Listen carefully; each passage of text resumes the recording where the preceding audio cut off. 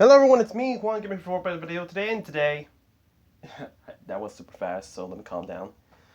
Today, we're going to come back. We're coming back to a series that, didn't get a continuation, and it took very long to do so. But we're back. We're going to be doing analysis of, the FNAF books. I've been away for so long, so let's do it, shall we? So, we're not going to be talking about Help Wanted. Not the video game, but the story. We're tackling book 2 of Tales from the Pizzaplex. If you guys haven't read Help Wanted in this channel, or I guess I'll leave it in the description box below, I will leave a link to the playlist in which I have read all the Five Nights at Freddy's Tales from the Pizzaplex as well as Fazbear Frights. And who knows, we'll probably even do more readings. Heck, even some that's not FNAF. But anyways, we're going to be talking about Help Wanted. So without further ado, let's talk about it. So what is Help Wanted? The first story of Tales from the Pizzaplex, number 2, which is,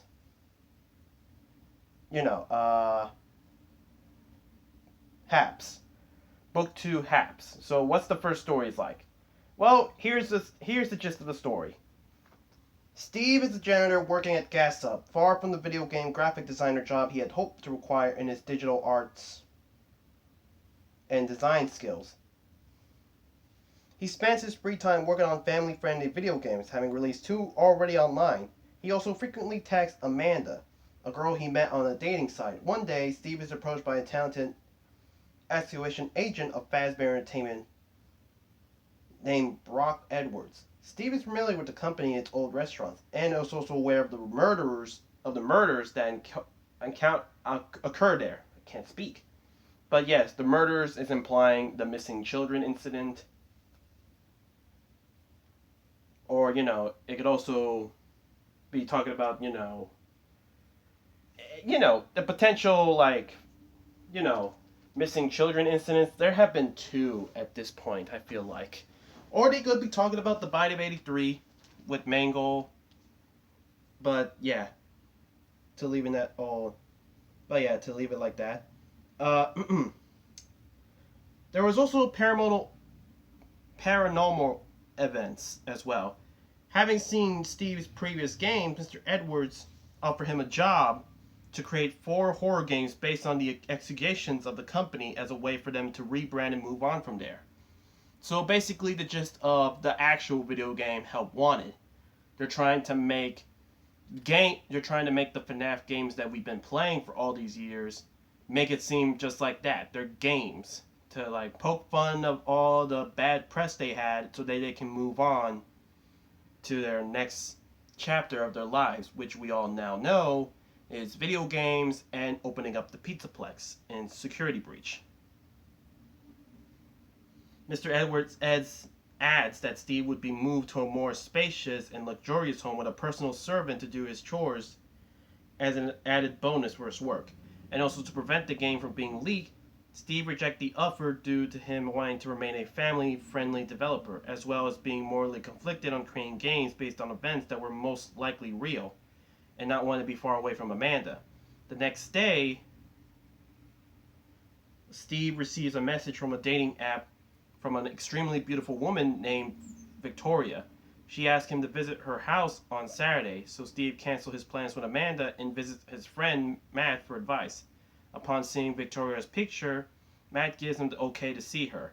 After traveling through many country roads, Steve arrives at a neat little white cottage and knocks on the door. No one answers. He enters and is surprised to find that the house is empty. He hears a soft, steady mechanical whirring which quickly turns to a loud, high-pitched ringing. Victoria appears and the sound stops, but eventually another high-pitched scream fills the room. Steve looked up and sees the red flashing light of the smoke alarm, but when he reached up to disable it, he passes out. So, Steve, the loud ringing, that should have been your warning sign to get out of there. Your flight or fight instincts should have kicked in. But whatever. Steve wakes up at the same house, but now filled with furniture and pictures of Victoria. Victoria enters and explains that she put him on the couch after he got dizzy and passed out. Steve is confused, and Victoria explains that he has a memory loss because of the car accident he had a few years ago. And he showed him a picture of their wedding. Later, Steve wakes up to two children excited for pancakes. He acts normal until he gets Victoria to say their names, Abigail and Avery. Victoria asks if he will fix the leaking faucet when he comes back. He handed him a letter telling him their house is being foreclosed on. Later, Mr. Edwards arrives at the house and tells Steve his offer is still open.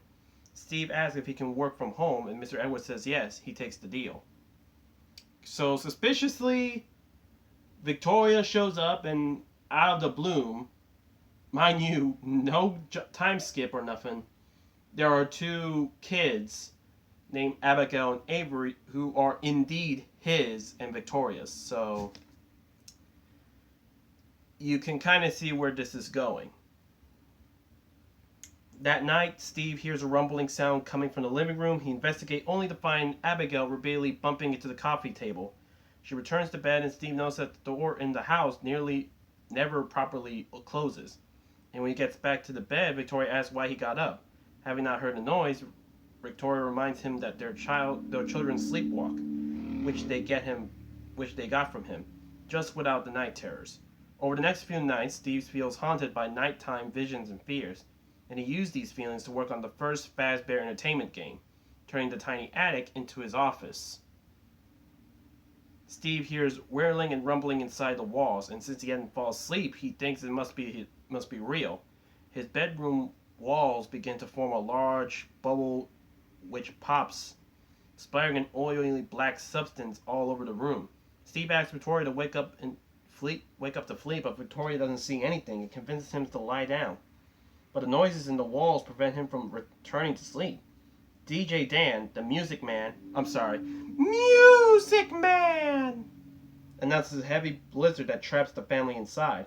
After 5 days, the snowfall is still heavy and the ringing is getting worse. While eating dinner, Steve asks if Victoria can check the weather, only for DJ Dan to repeat the National Weather Service has reported 3 more inches of snow with a temperature of 15 degrees. As he tells everyone to stay home and stay safe, Steve decides to finish the second game. So, turning his attic into an office, and I think it was said in the book that his attic was a bit small, like a little compact. So you can kind of see that this is him making the first Five Nights at Freddy's game, FNAF number 1. And now he's about to make number 2. But anyways, by the time Steve returns downstairs, everyone is asleep. He looks in the mirror, and when he takes off his shirt, he finds small, shallow cuts in his arm, chest, and belly. He takes the showers and waits at the couch. When the refrigerator door opens, he hears a cabinet slamming. He runs to the kitchen to find Avery getting a glass of water. Avery returns to his room, and Steve returns to the couch, only to hear the darkening inside the walls. The walls pulse as a hole appears, and the creature's tongue pierces Steve's forearm. He runs down the hall as a green serpent-like head pukes out snakes. He made it to his room and used the chair to block the door. He tried to explain what happened to Victoria, but she doesn't believe him. The next day, Steve discovers that the snakes are gone. After breakfast, he returned to his office to work on the third game, noticing that the high-pitched ringing in his head stops whenever he's working on the game. After dinner, Steve hears DJ Dan on the radio reporting more snow, bringing up Valentine's Day. Steve apologizes for not having anything to give Victoria, and DJ Dan's song ruins the moment for him. But when he tries to change the channel, it's all staticky. Victoria says that only the pop channel reaches them from out of the country. Steve goes back to work, finishing the third game and starting the fourth. Eventually, he returns downstairs only for the walls to pulsate and the ceiling to crack, revealing an extremely large spider. Its abdomen splits open and hundreds of small spiders swarm Steve, and the screams cause Victoria to run to his aid. When he looks, the spiders are gone. The ringing in his head gets louder, and he tries to leave the house, but it gets louder. He thinks of the alarm and breaks it, hoping it stops. Although ringing has stopped, Steve is still surrounded by the sound of DJ Dan on the radio, and he can hear the sounds of wheels turning and gears grinding. The house is different too, with tread marks on the floor and hinged trapdoors on the walls and ceiling exactly where the creatures attacked him. Steve hides in the closet and sees that Victoria is actually a robot with a human face. He thinks about saving the kids, but they were revealed to be also robots as well. They called out for Steve and eventually stop, and DJ Dan chimes in. When the trio goes to the kitchen, Steve tries to escape but has quickly hide in the bathroom. Victoria finds him in the bathtub, but he quickly pushes her back and runs to the bedroom, leaning against the door and uses the chair for extra support. So, you might be wondering, okay, what's going on? How are they robots exactly? Well, I'm pretty sure there's a lot to come back here, but I think I know what's going on. Fazbear Entertainment is using sound illusion discs to like warp the perception of Steve's mind, because you notice how I keep calling back to the loud ringing, and in the original novels, the sound illusion discs, they were emitting a loud ringing. So I feel like that's to be the case. But anyways, let's finish this off with Steve sees the radio in the bedroom and DJ Dan chimes he's trying to help. He reminds him of how sad and lonely his previous life was, and that he was happy with Veronica and his children. Steve rebuts that they weren't real, but DJ Dan says everything he felt for them was real, and he needs to let himself be happy. Steve brings up the night terrors, and DJ saying they weren't real and they were just to inspire him. Steve asks how he can be happy, and DJ Dan tells him to push the red button on the radio, and it will let him create his own reality, as he wants it to be, with DJ Dan promising a life of bliss. Steve presses the button, causing a high-pitched ringing to fill his head. He falls on the floor as the room spins. But suddenly, everything is still. Steve looks up to see Veronica in the doorway, wearing the same dress she was when they first met, and he hugs her. Steve feels a bliss so great that he barely felt the continuing stabbing in the vicinity of his heart. And that was Help Wanted. I will say, Help Wanted was a very interesting read. I liked it, and definitely was giving us some sort of lore about the developer. Not saying that the book is canon to the game, but it gives us a good idea. But what can we take away from this story?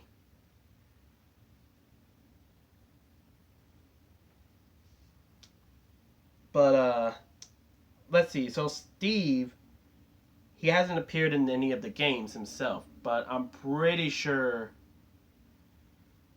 Well, we know in Help Wanted, Scott decided to pull a Scott and decided to make himself be in the game, although technically the indie developer wasn't him. You know, Seth. I can't speak. I can't talk right. I got back from 2 weeks and I still can't talk right. Anyways, we all know that Scott Coffin used his face to basically proclaim that he's the indie developer who was tarnishing the name of Fazbear Entertainment with all these games, you know? And he did confirm that, Scott Coffin did confirm that the indie developer in question isn't him. Just know that there is an indie developer out there. He just did it because, parallels aren't parallels.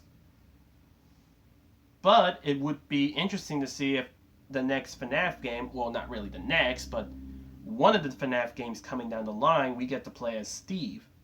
As I'm pretty sure Steve might be the indie game developer in FNAF Help Wanted. I mean, the story being named Help Wanted only seems to further suggest it. But also, what else can we talk about? Well, like I said, I feel like the sound illusion discs were also used in this story, because I keep bringing up the fact that there's a lot of high pitch ringing in the story that Steve's been suffering, and in the novels, like I said, the sound illusion disc allowed them to use the high pitch, distorting his mind and such. There's also the fact that Steve's house has a lot of similarities to Five Nights at Freddy's 4's house, which I can tell you is the Afton house. Now, I'm not trying to say that Steve is an Afton per se, but I do like to call out that the house is very similar to the FNAF 4 house, so that's something.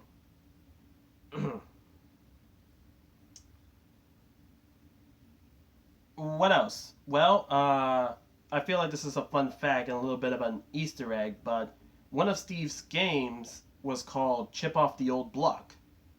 And if you guys know Scott Cawthon's life, you know that Scott Cawthon actually made a game before FNAF, which is named Chipper & Sons Lumber Co. So, that's something. That's something to... Both developers make a game about chips. Well, you know, beaver-like characters, you know? DJ Dan plays a song on the radio by an artist named Swaler Thrift. Which, come on now. Really? That is obviously Taylor Swift. Come on. You just switched the T and S of the names and just swapped them.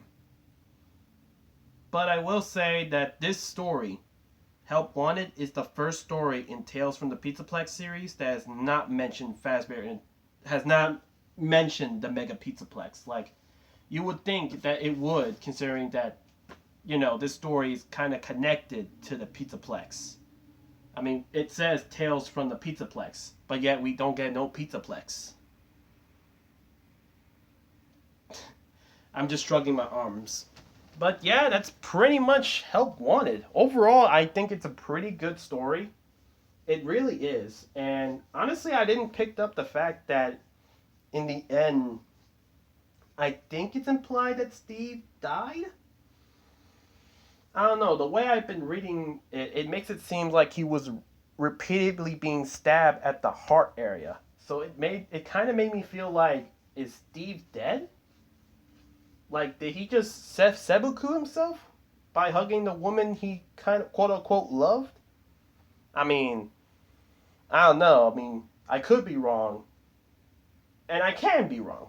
Because last time I checked, with the whole Lally's game, I thought that, you know, the main character was brought back as a spirit hunting her boyfriend.